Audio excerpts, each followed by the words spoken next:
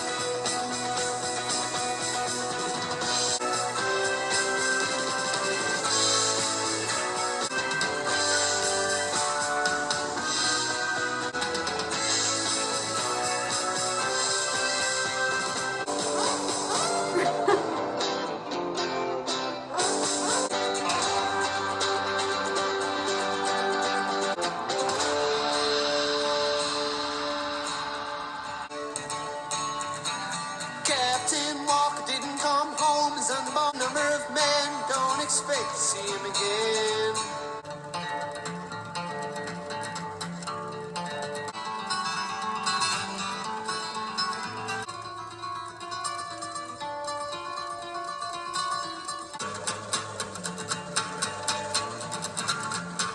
Wow, completely unexpected. So right off the bat, they lure us in with this descending chord where it feels like we're stepping down, gearing us up for this explosive moment at the end. And they kind of give us that right at the beginning, but instead of having a big explosion, the flip motion is going into this really beautiful acoustic guitar moment. And then time passes by, and a lot has happened musically, a lot has happened instrumentally. And there's so many directions going in and around. And then I realize that I think this is going to be an instrumental, which I start thinking is a very interesting choice for an opening number, right? Because with an opening number, you set out to do a few things. You want to set the stage. You want to prepare the audience for what's to come. And they're already incorporating loads of mystery and playfulness, and they're toying with us. But then these backing vocals come in, and I was like, oh, so it's not that they're not going to explore vocals. They're just going to leave vocals as a background. The voice is an instrument and the lead vocal is the guitar. But then they incorporated an actual lyrical vocal that happened, and then it's like they kept twisting the idea of what was going on the whole way through. And then as soon as we started getting used to the idea of, you know, a voice being present and carrying the song ends.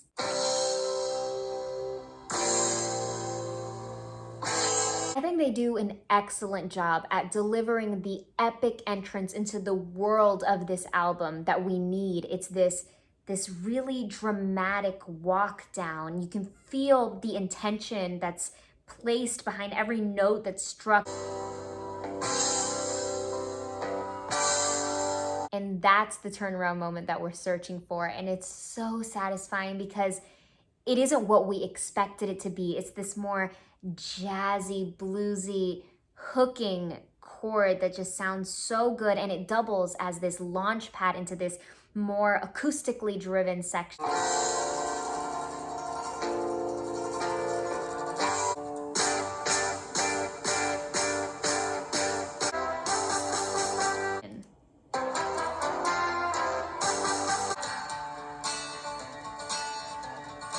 And like an onion, all the other layers are peeled back, and it's revealed that we have this solely acoustic led moment that's really, really special and innocent.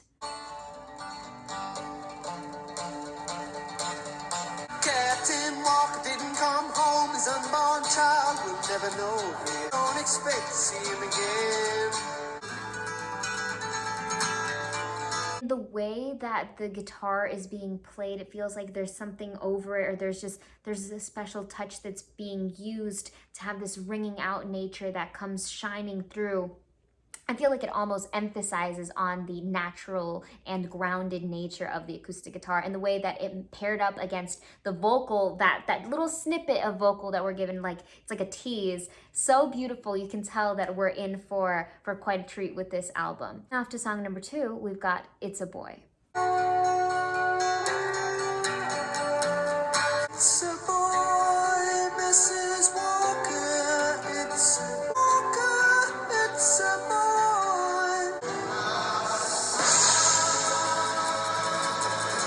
That song was kind of like if a gender reveal party were to be turned into a song. I love it. I love that this album's already feeling like this story that we're getting to either live with them or that they're presenting to us in front of us. I noticed right away vocally what a gift our vocalist has of switching registers so easily, going from this mixed head tone falsetto voice into the chest without a hiccup, without a hitch, just, you know, sliding across these different registers very impressively. I also noticed that in the mixing or in the track, the voice had a really cool filter over it, or the way that it was edited was really, really cool. It gave this really awesome effect over the song. Right away, you can hear there's some acoustic crossover from our song number 1 from Overture. We had the ringing out beautiful guitars, and then we also had the horns that are being brought back into play. It's a boy, Mrs. Walker. It's Walker. It's a boy. He goes pretty high up there. That's really impressive. That's high for anyone, especially a male vocalist. And I love the run. Boy. It's a boy. And another theme they're resurrecting or calling back on from the first song is that celebratory feeling, but I feel like they do a really creative job at revisiting it and reimagining it in a different way. Now they're exploring that you can do that by playing the notes a little differently, by giving us those little by incorporating a little bit of some repetition and throwing in different harmonies and matching up different elements in different ways. Next up on the story of Tommy, we've got song number 3, 1921.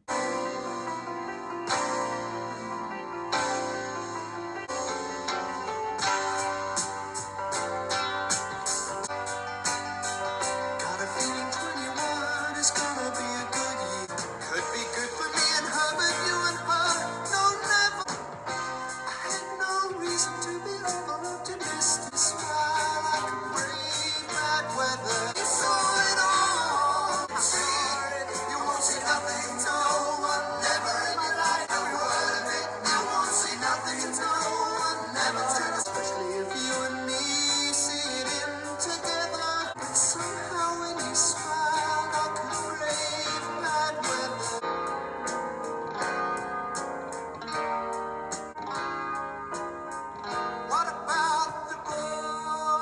Okay, so they're driving us further and further into the story, and this time, this one had so much charisma. This was so charming, such sweet and endearing lyrics, like somehow with your smile I can brave the weather, something like that. I know I didn't say it right. I don't know, that just melted me. This one just melted me completely. I loved how they used this idea of these walk downs that propelled the song forward, as well as these build-ups. They had both elements incorporated, and they both communicated this message of something important is coming up, and then they also used layering of the way that the different instruments were layered on top of each other, the way that different vocal lines are layered on top of each other, and it created this grander feeling, like there were more people in the room, like this song took place in a bigger space. It just made the song bigger and greater.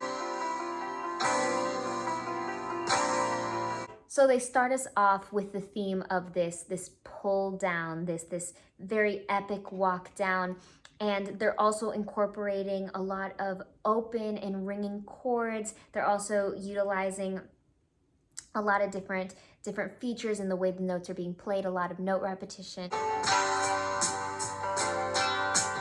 And then they bring us to the light at the end of the tunnel.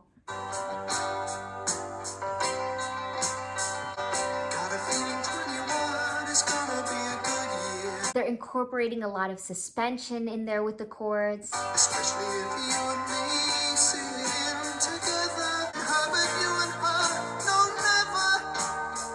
So in terms of the story, it feels like there's this love triangle going on, right? I had no reason to be over-optimistic. That was such a satisfying walk down. I feel like that one really packs a punch. Brave bad weather. That's the lyric. That's the lyric that melts my heart. Now when you smile like a brave bad weather. What about the boy? What about the boy? And they're piggybacking these layering vocals that incorporate this sort of clashing nature to the dissonance down in the instrumentation of clashing notes. Going on. Nothing to no one, never in my life, never hurts without any proof. And along with that, they have this upward motion, right? We have the contrasting nature of the downward spirals. Here we have the buildup. I heard it, not a word of it. I won't say nothing until be a good year. I had no reason to be over-optimistic. Beautiful. I love it. I love this album already. Nuestro número 4 de hoy es Amazing Journey. Blind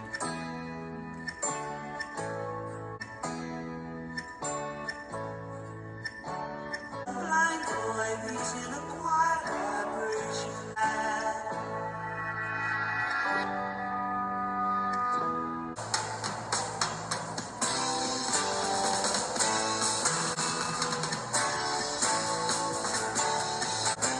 Loving life and becoming wise.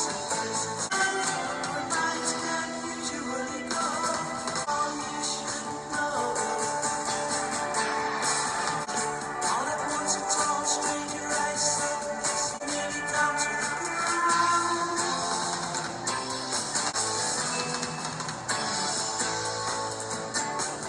Into fear, nothing to see.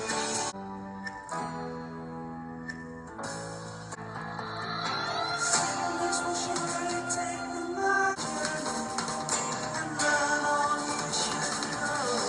All we know is all the warm crystalline glances to show the right.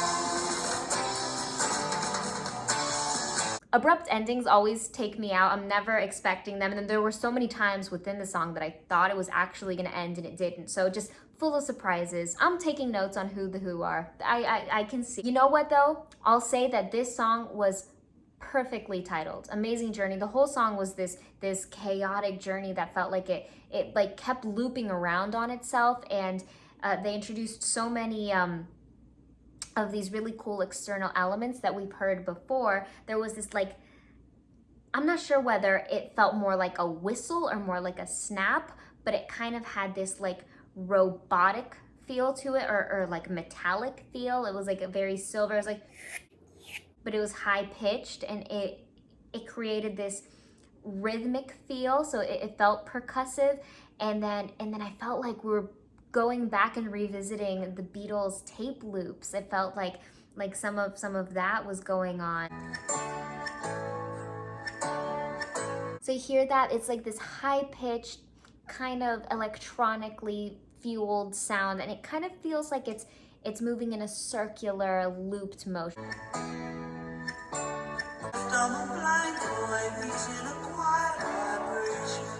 The brightness and the sunny nature of this song exists in the fact that it feels like we're living in this major land, like there's lots of majors around.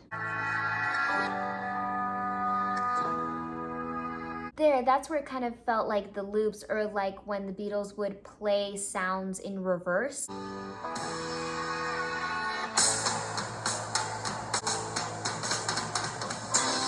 The drums are being played here. I think the percussion is like this silent hero, and then it just steps into the front spotlight, and it really takes command in moments like that.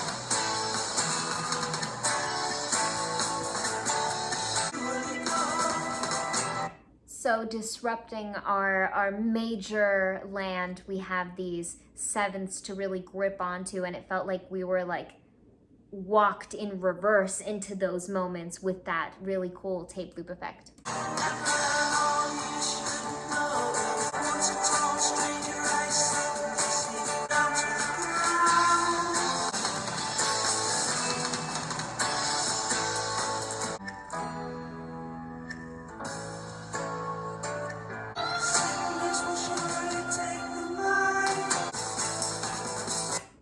And it ends with that little cutoff at the end. Next up at number 5, we've got our song before last, Sparks.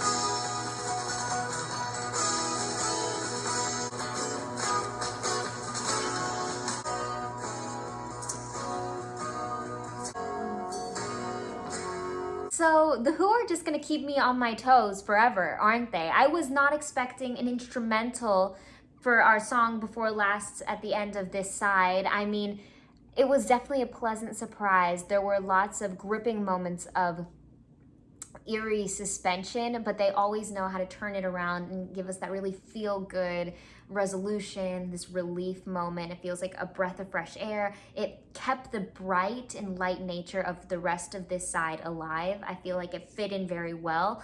I was holding on to the idea that perhaps a vocal could come in at any moment, the same way it did in track 1, where it felt at a certain point that was gonna go more towards an instrumental direction. I thought, oh, that's just what they do. They just have these really, really long intros and they'll throw in the vocal to throw us off. But I guess they threw us off even further, having set this precedent of, oh yeah, the vocal will come in, and it just never does. There were a lot of really cool percussive elements. I really liked this. There was like glimmering percussive elements. It felt like at the end, like there was like a triangle, or maybe like some cymbals. It felt at some point like there was a tambourine. It felt like that playing looped effect happened again. Closing out our night, we've got Eyesight to the Blind, parentheses, the Hawker.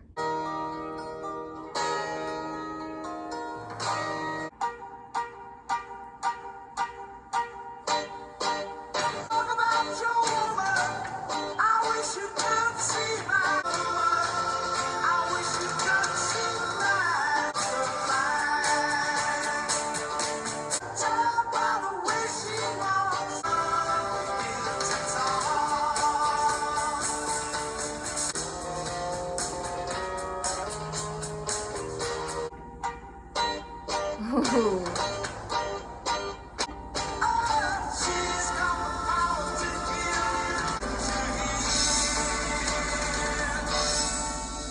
this is like one of our first songs where it feels like we veered away the longest from the majors. Of course, we had the big resolution moments, but it really felt like we had those moments where we were holding on by a thread, and we were just holding tight, and it felt so good, and it felt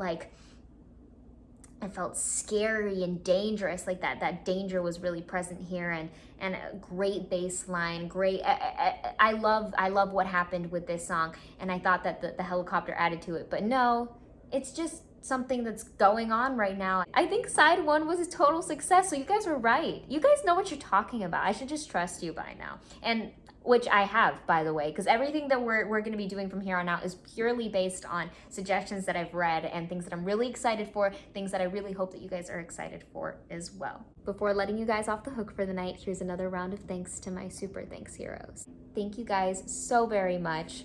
I love you with all my heart. You're really saving my life in more ways than you know, and I sincerely mean that. So thank you, thank you, thank you. Remember to take it easy, take it easy.